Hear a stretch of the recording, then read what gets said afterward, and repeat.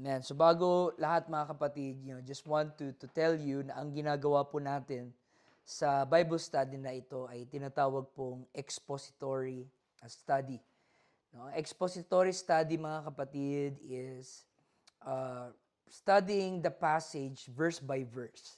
In the most simplest definition, binabasa natin siya verse by verse. Hindi po tayo mga kapatid, no, yung gaya ng tradisyon na ang ipipreach ay kung ano yung nararamdaman niyang ipreach.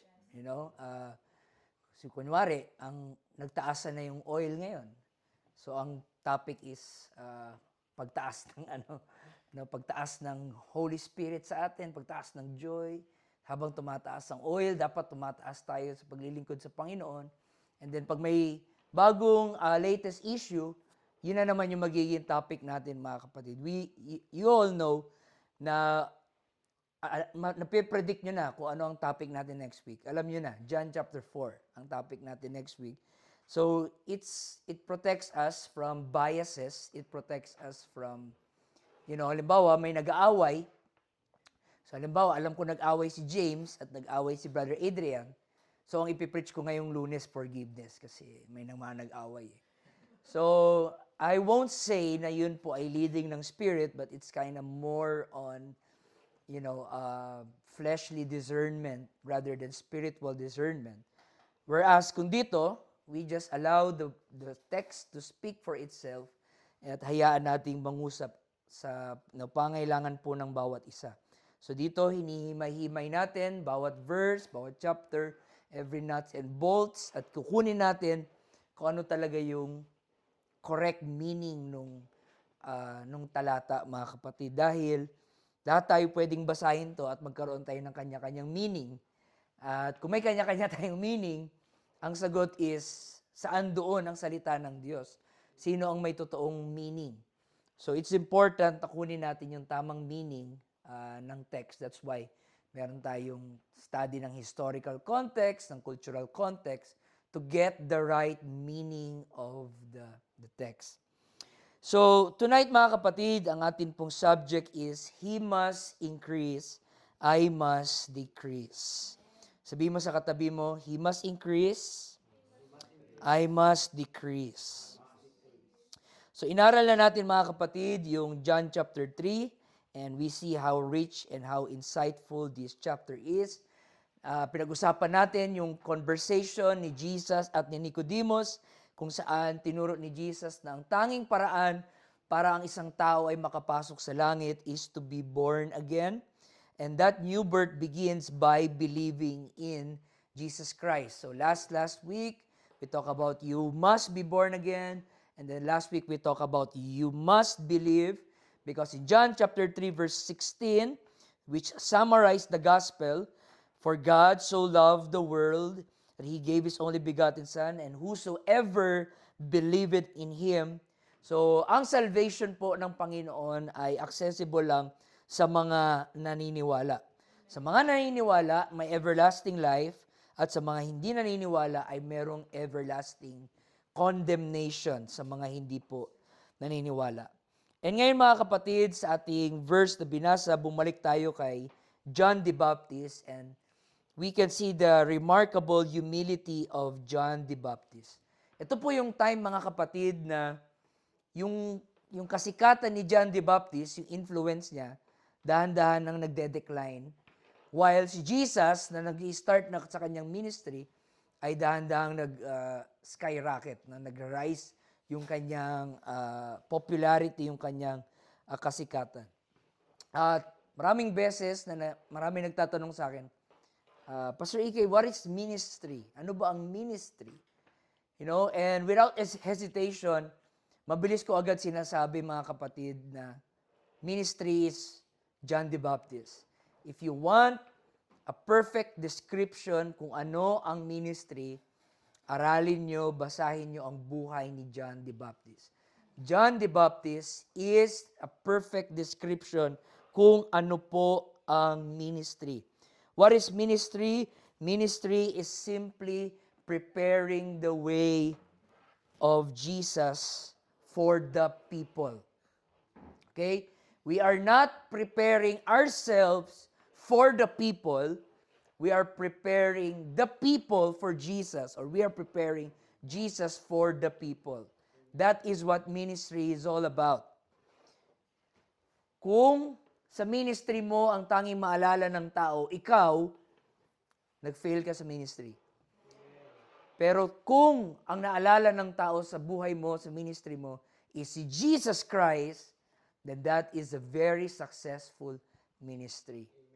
It's not about to present ourselves, but to present Jesus Christ to the people.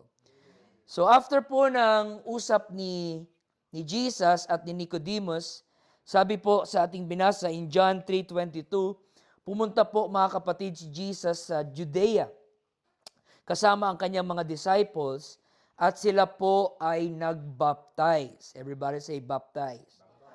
So, yung mga tao pong hindi naniniwala sa baptism, ewan ko lang kung makakahinga ka sa New Testament dahil sa New Testament, non-stop ang turo po ng baptism. Ang necessity, essentiality ng baptism.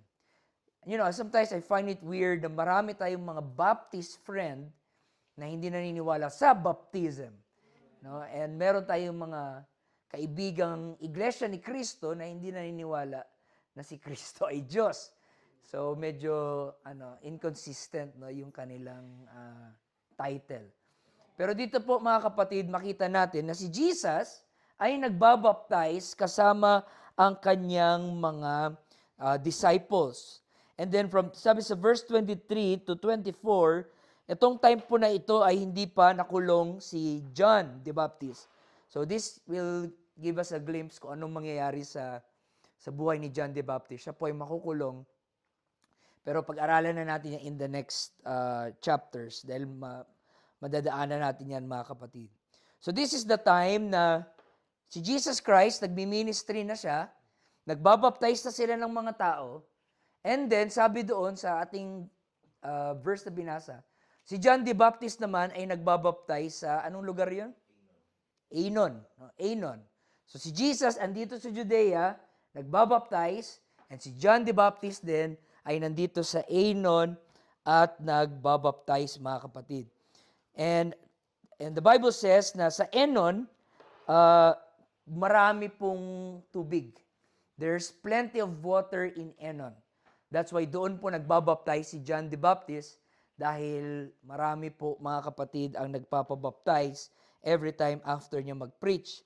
So gaya na napag-aralan natin before mga kapatid na si John the Baptist is very, very popular during that day. Yung mga tao sa Jerusalem, yung mga tao sa Judea, talagang bumabiyahe sila ng malayo just to hear John the Baptist preach. People from Jerusalem, from Judea, and Jordan, they all traveled to hear John the Baptist preach and get baptized. Kahit si Jesus, ang description niya kay John the Baptist, sa John 5:35, sabi ni Jesus, He was a burning and a shining light, and ye were willing for a season to rejoice in His light. So ang description ni Jesus, ni John the Baptist daw, is burning, fiery, passionate preacher. He's a dynamic preacher at yung kanyang ministry ay nag-captivate ng maraming mga Jewish people. In fact, sa sobrang galing niya mangaral, sa sobrang anointed niya, because, FYI, to remind you, si John the Baptist, ang baby pa lang, may Holy Ghost na. So, inborn siyang may Holy Spirit. So, every time he preached, mga kapatid, people felt the anointing. At sa grabing anointing na meron kay John the Baptist, people were speculating na baka siya ang Messiah. Akala ng mga tao, galing na ito baka ito na ang Messiah. Pero paulit-ulit na sinasabi ni John the Baptist, hindi nga ako. Hindi ako si Christ. Hindi ako ang Messiah. Hindi ako si Elijah. Ako lamang ay tinig galing sa wilderness to prepare the way of the Lord. So, napaka sikat po mga kapatid ni John the Baptist. However, nung dumating na si Jesus at nag-start na si Jesus sa ministry mga kapatid, yung spotlight ay natutok na kay Jesus Christ. Now, Jesus gets the attention and the crowd. This is the time na ang popularity ni John the Baptist ay medyo kumukupas na, no, or palaos na. There was a gradual public decline of his followers, or sa modern term natin ngayon, yung mga tao ay nagbanwagon na from John the Baptist to Jesus Christ, mga kapatid. There is a change of followers. So, what happens is, let's read John chapter 3, verse 25. Therefore, there arose a debate between John's disciple and a Jew about purification. So, ito na ang sabi ng mga followers ni John the Baptist. Rabbi means teacher or master. He who was with you beyond the Jordan, yung ano na yon, yung Jesus na yon, to whom you have borne witness, behold, he is baptizing, nagbabaptize na rin siya, at ang sabi dito, and people are coming to him. Yung mga tao ay doon na po pumupunta kay Jesus. Kung sa negosyo pa, no, may kalaban na. May kaagaw na sa customer. Nabawasan na yung mga tao, nabawasan na yung malaking crowd that used to listen to John the Baptist, and everyone was bandwagon, pumupunta na lahat ngayon kay Jesus Christ na sila nakikinig. So sabi ng mga followers ni John the Baptist, paano yan? Itong yung Jesus na sinabi mo, nagbabaptize na rin. At doon na nagpapabaptize sa kanya at kay Jesus Christ na nakikinig. So kung tanungin ko kayo mga kapatid, kung kayo si John the Baptist, what would you feel that day? Would you let your pride kick in? Or your ego kick in? Hindi pwede Hindi ako magpapatalo Hindi pwedeng nahigitan na ako. Because, seems like people are forgetting him now. Yung fandom ay na kay Jesus na. So, nung tinanong nila si John the Baptist, the people are now coming to Jesus. The attention is now on Jesus and your influence ay pababa na. Ano ang sagot ni John the Baptist? Hindi direct to the point Ang sagot ni John the Baptist ay isa pong analogy. Yung mga disciples ni John, na-alarma sila mga kapatid, pero si John ay hindi po siya na-alarma. Anong sabi ni John? Ang ganda ng kanyang example. Ang sagot niya, alam mo, sa isang kasal, ang bridegroom ay merong tinatawag na best man. At ang trabaho ng best man ay i-prepare ang groom sa kanyang bride. Upang ang attention ng tao ay ma-focus sa groom at hindi sa best man. Yun yung sagot, mga kapatid, ni John the Baptist. Naranasan mo na maging best man, Brother James? Di pa? Ikaw, Brother Christian, naging best man ka na? Kuya Bert. Di ba, pag, is-sure mo yung kwelyo niya, yung buhok niya, may buhok ba, Kuya Bert? I-secure mo yung sapatos niya. Kailangan gwapo siya. Kung ikaw ang maging sentro ng atensyon sa kasal, best man, wala kang kwentang best man. Sinira mo yung kasal. Ang purpose ng best man is to prepare ang groom na ang tao ay mag-focus sa groom at hindi sa iyo. That's the role of the best man. So, ang sinasabi ni John the Baptist, si Jesus yung groom, yung church ang bride, sabi ni John the Baptist, ako ang best man. I am simply to prepare the way for the Lord. So that the attention ay mag-focus po, mga kapatid, kay Jesus Christ. Alam ni John the Baptist ano yung kanyang task. Alam ni John the Baptist ano yung kanyang role. Alam ni John the Baptist kung ano ang kanyang mission. Sabi ni John the Baptist, hindi ako ang groom. Ako ay best man lang. Hallelujah. Kung ganyan siguro ang mentality natin sa paglilingkod sa Panginoon, mga kapatid, it doesn't matter kung maging sikat tayo o hindi. Laging nasa isip natin, si Jesus ang groom, hindi ako. Hindi ako, hindi ako. Hindi ako ang bida dito, hindi ako ang hero dito, hindi akin ang credit, kay Jesus lang, hindi ako. Dahil best man lang ako. Cute ako, gwapo ako, pero this is not about me. This is about the groom and the bride. This is about Him. If we have that kind of thinking, mga kapatid, it doesn't matter kung hindi tayo ma-acknowledge ng leaders, it doesn't matter kung hindi tayo ma-acknowledge ng organization, what matters, si Jesus ay na-acknowledge, mga kapatid. Hallelujah! Best man lang tayo. Hindi po tayo ang groom. Amen? Hallelujah! So, the joy of the best man is when the bride and the groom get together. People's attention are focused on the wedding, and the couple live happily ever after. Ako, ilang beses ko na naranasan maging best man, mga kapatid.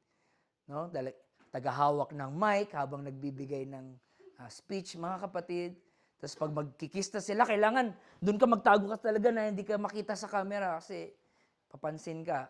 Para araw to ng mga groom, araw to ng groom at ng bride. Hindi to araw ng best man at ng ano. So kung ikaw best man, nagpagwapo ka, tapos wala man lang nagsabi na gwapo ko. Diba? Hindi mo araw to para to sa groom. It's not about you. Hallelujah. Sadly, marami sa atin ng Christians, pero ang thinking, tayo ang groom. Bakit di ako pinapansin? Ba't hindi ako siniserve? Bakit hindi ako ina-appreciate? Akala ko ba si Jesus ang groom? At tayo ay best man lang, mga kapatid. The joy of the best man is when the bride and groom get together. So John wanted his followers to know that all this arrangement fulfilled his joy. Anong ibig sabihin? Sinasabi ni John the Baptist, hindi ako nagsiselos na nakikinig na sila kay Jesus. Hindi ako naiinggit. Actually, masayang-masaya pa nga ako. Dahil nagawa ko yung responsibility ko bilang best man at yung bride nagtatakbuhan na kay Jesus, which is the groom. Amen? Iba sa atin, parang pati si Jesus, kinainggitan natin, mga kapatid. Ba't mas mahal nila si Jesus? Ba't ako hindi nila? Gusto rin natin makisali, mga kapatid, na meron din tayong spotlight.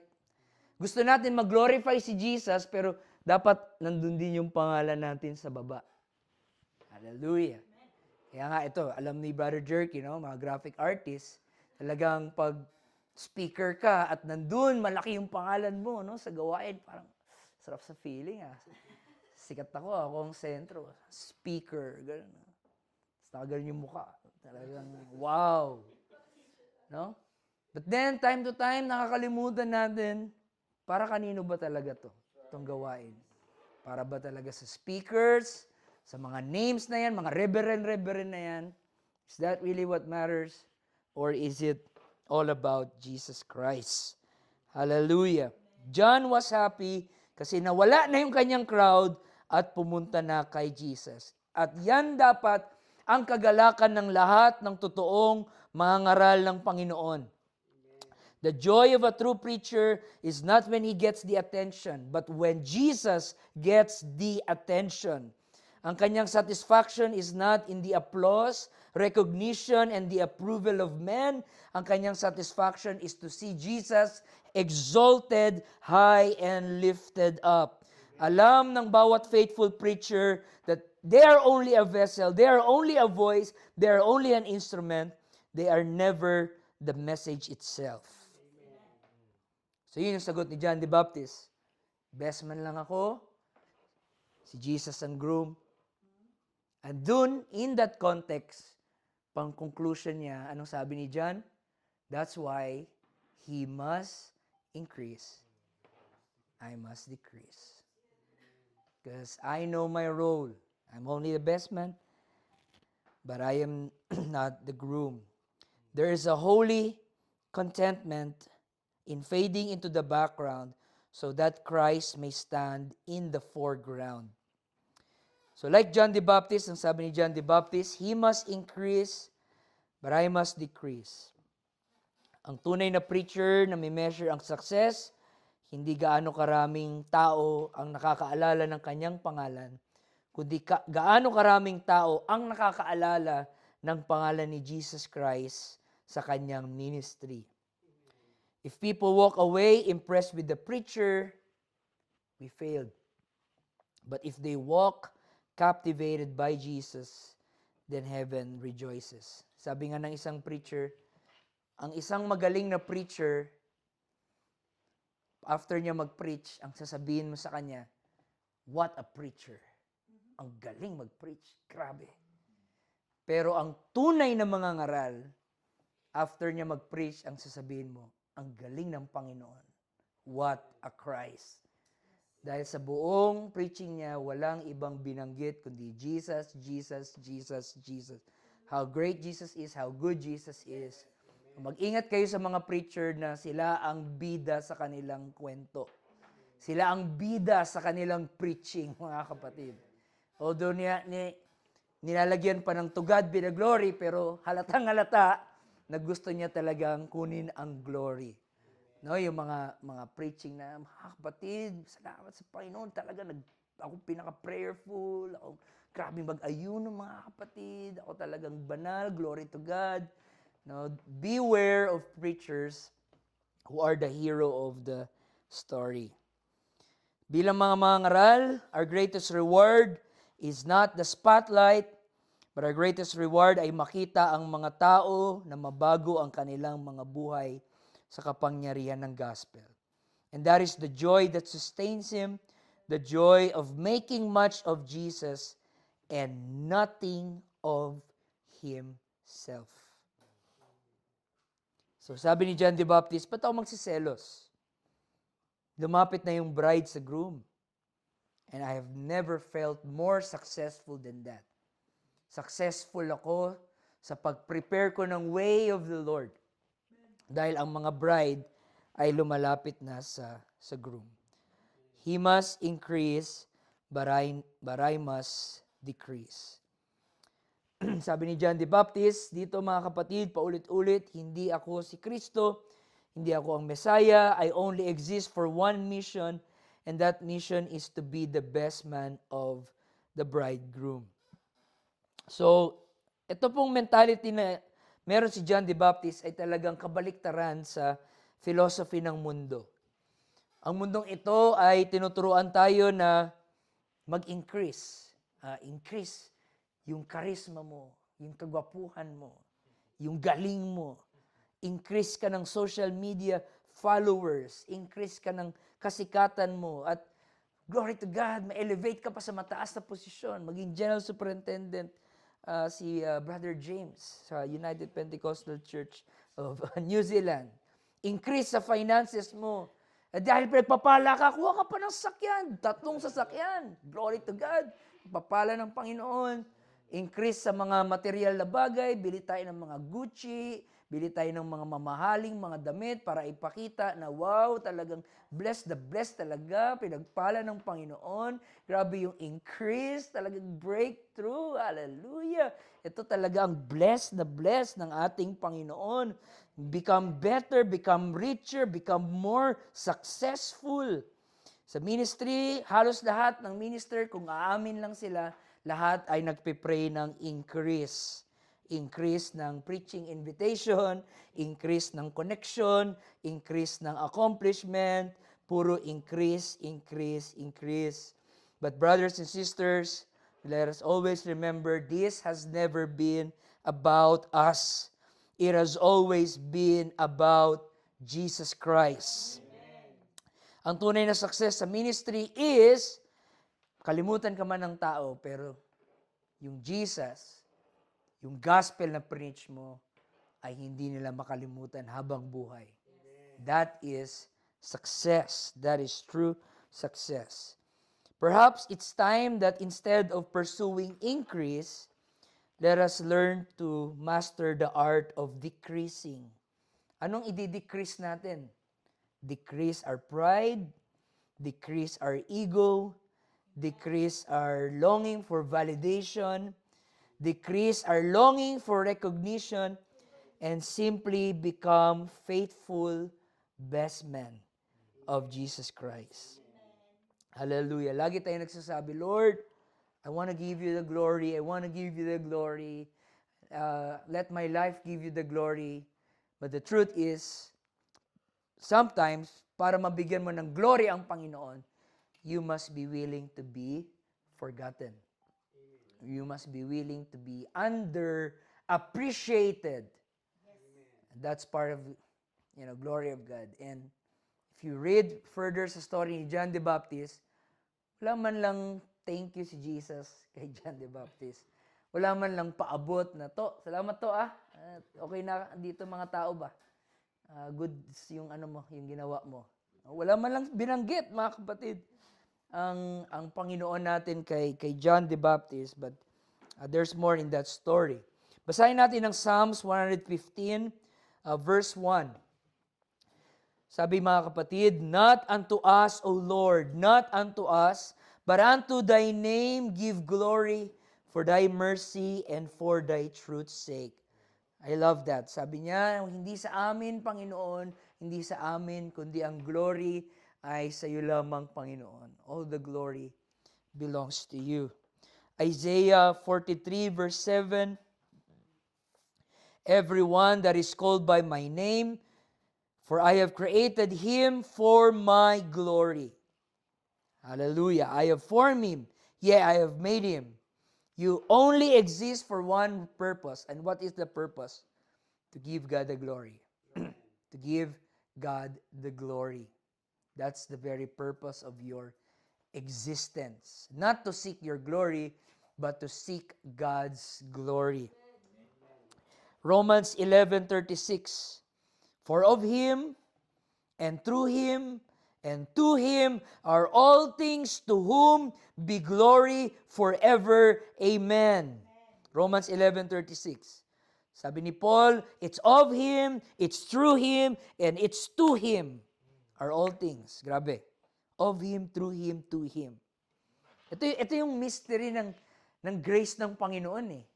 Kasi pag dito sa mundo, mga kapatid, naningkamot tayo mag-pray, naningkamot tayo magsimba palagi, nagsumikap tayo, mga kapatid, na maglingkod sa Panginoon na may katapatan, nagtiis tayo sa lahat ng sufferings, nagdisiplina tayo sa prayer, sa fasting, sa Bible reading.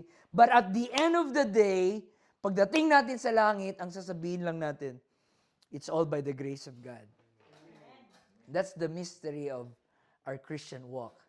Kahit anong ginawa natin, at the end of the day, the glory and the credit belongs to the Lord. That's why in Philippians chapter 2, verse 3 to 4, let's read this. Let nothing be done through strife or vainglory, but in lowliness of mind, let each esteem other better than themselves. Look not every man on his own things, but every man also on the things of others. That should be the mindset of a Christian. Sabi mo sa katabi mo, you are better than me. That should be our mindset. Hindi titingnan mo, I'm better than them. Always have this mindset, they are better than me. The lowliness of mind. Look not every man on his own things. Kaya nga yung mga tao na madaling matisod sa church, yung mga tao na ang mindset nila, nag-church ako para pagsilbihan nila ako. Pag yun ang mindset mo na kailangan pagdating sa church, they must serve me, kailangan ibigay nila yung gusto kong music, yung gusto kong preaching, yung gusto kong usher, yung gusto kong smile, then I would say na ito ay successful church.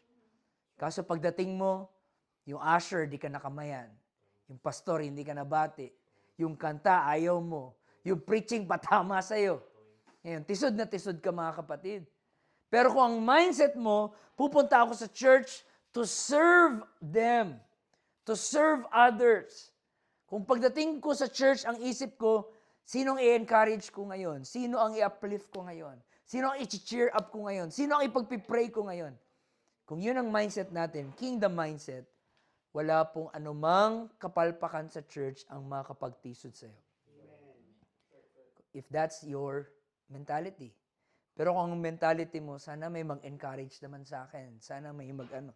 Na kung you convert ka or bisita ka, that's acceptable. Pero kung Ginoo ko, 10 years ka na, 20 years ka na, gurang ka na sa iglesia, mga kapatid, at ang mindset mo ay dapat pinapampers ka pa rin at binibigyan ka pa rin ng beberon, mga kapatid, something is wrong. Our mindset is to serve each other because everyone is better than me. And this is the mind of Christ. So how do I know if someone failed in the ministry? Madali lang, when it's all about him. It's all about him. In contrast, mga kapatid, kung si John the Baptist sinabi niya, he must increase and I must decrease. In contrast, sa modern preachers ngayon, anong sinasabi? I don't hear any preacher nagsabing, I decrease. Ang narinig kong preacher ay sinabi, I am the appointed Son of God. Yun ang narinig kong statement, mga kapatid. I never heard some preacher who says, he must increase, I must decrease. Ang narinig ko, I am the owner of the universe. Yun yung mga narinig kong preaching, mga kapatid. Today, it's all about self-importance. It's all about ego-maniac preachers. Wala pa akong narinig na minister na pumasok sa ministry at sinabi, andito ako sa ministry because I want to decrease. Wala.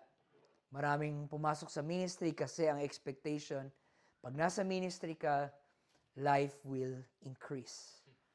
Increase ang pera mo, increase ang quality ng buhay mo kasi nasa ministry ka.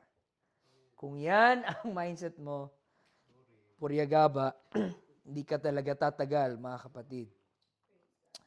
Maraming mga Christians and ministers nag-start.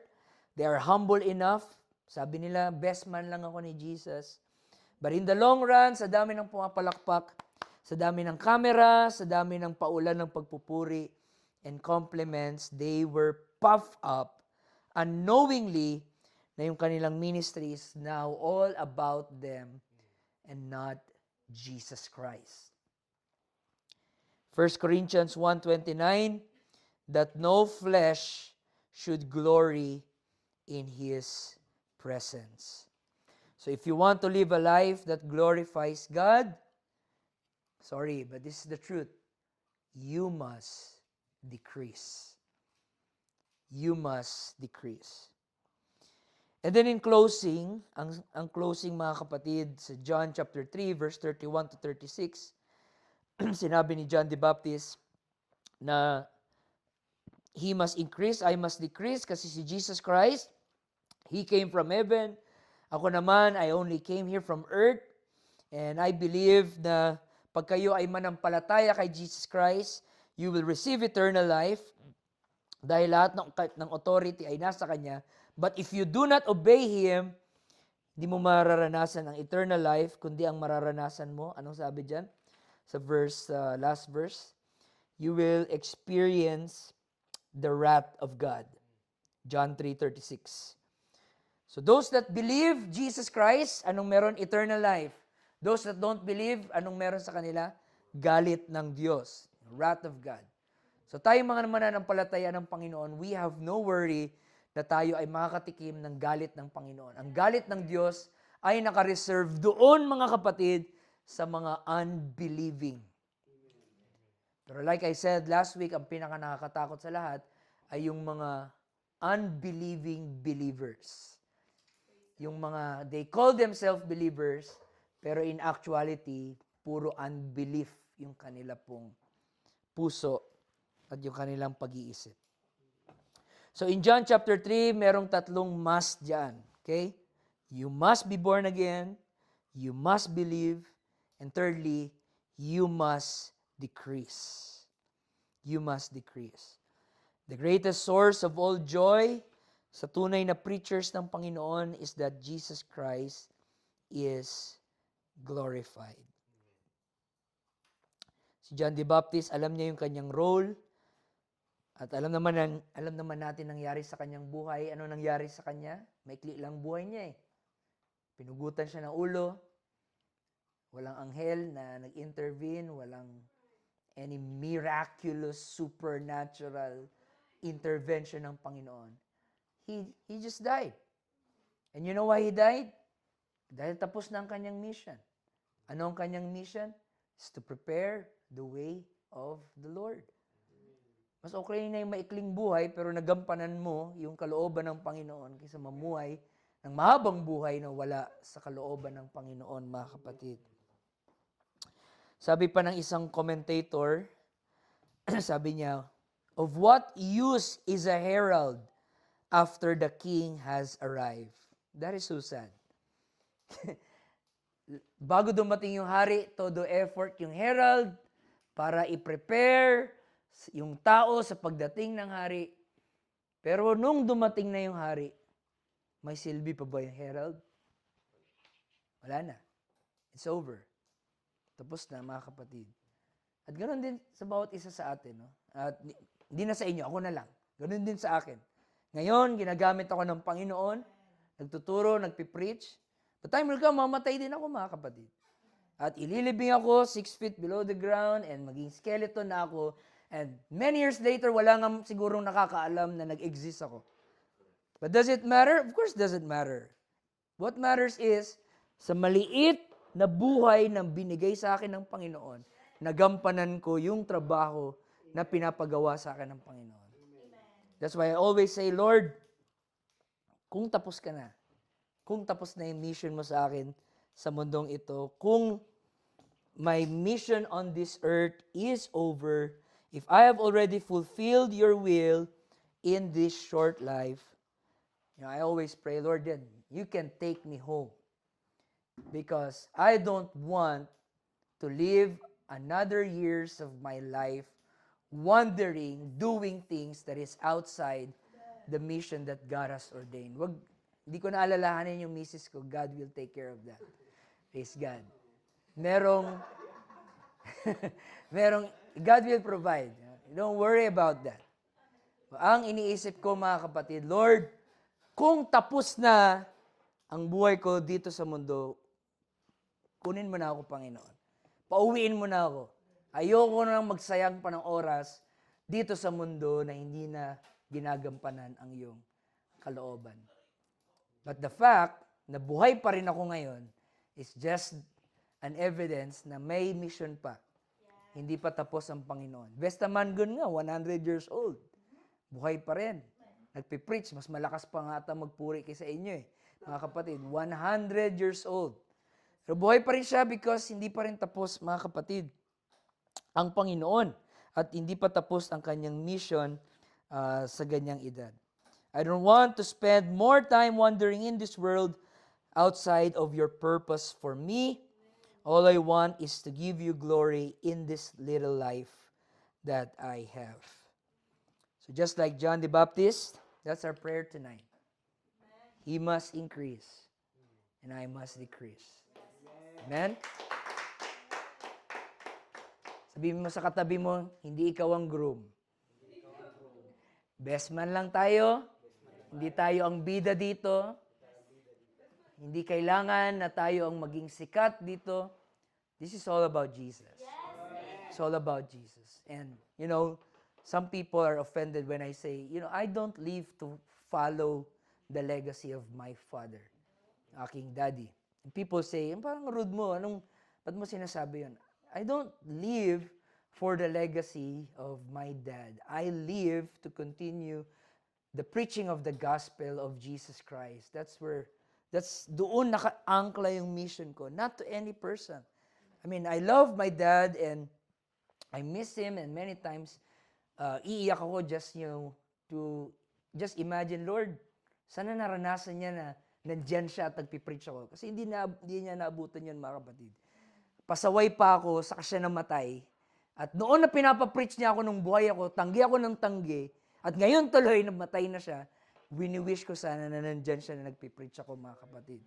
I'm grateful for him, mga kapatid. Siya ang ginamit ng Panginoon. But, I don't live for, someone's steps. I live to do the mission na ipinagkaloob sa atin ng Panginoon, mga kapatid. Amen? So wag tayong ma-pressure. You are not called para masigitan ng parents mo, ang mother mo, ang dad mo. Tinawag tayo na may specific, particular calling ang Panginoon sa bawat isa. And actually, before namatay yung father ko, the last 2 preachings, ito yung isa niyang preaching. Ang title niya is, Mastering a Decreasing Life. Itong text ng John 3:30. He must increase, I must decrease. We all want increase. Pag hindi tuloy nangyari, frustrated tayo dahil gusto natin increase. Well, the right attitude, the right perspective is learn to live a decreasing life. And what's important is God gets the glory and the people will forget our names. Amen? Thank you, Lord Jesus, for tonight's Bible study, O God. We praise you, Lord. We honor you. We magnify you. I decrease, O God, and you increase. Decrease my pride, decrease my ego, decrease my longing for people's validation. Decrease me, O God. Decrease me to the lowest level. Kung ito ang paraan para maluwalhati ka sa buhay ko, Panginoon, decrease me, O God. Because I am not the groom, I am simply, Lord, the best man to prepare the groom and the bride. And I pray, O Lord Jesus, sa buhay na ipinagkaloob mo sa akin, Panginoon, I hope and I pray na nabigyan kita ng glory, Panginoon. I pray, O God, na sa mga maliliit na talento na iyong pinagkaloob, mga skills, mga privilege and opportunity, I hope, Lord, that somehow I have given you the glory, and the people, Lord, may forget me, but what's matter, they will never forget you. I pray, O Lord God, na bigyan mo kami, Panginoon, ng humble heart, humble spirit, O God. Alisin mo yung spirit, Lord, na gustong maging bida, gustong maging sentro ng spotlight. Alisin mo yung spirit, Panginoon, na gusto na ina-acknowledge siya palagi. Alisin mo yung attitude na gusto lagi, Panginoon, ng validation, O God. Alisin mo, O Lord, yung mga attitude namin, Panginoon, na gusto namin kami ang pinagsisilbihan ng tao, Panginoon. Decrease us, O God. Humble us, O Lord, and remind us that this is about you. This is about your glory. This is about your kingdom. We're simply vessels, O God. But this has never been about us. This is all about you. All for your kingdom, all for your glory, O God. Can we give a moment to worship the Lord, mga kapatid? Hallelujah. Hallelujah.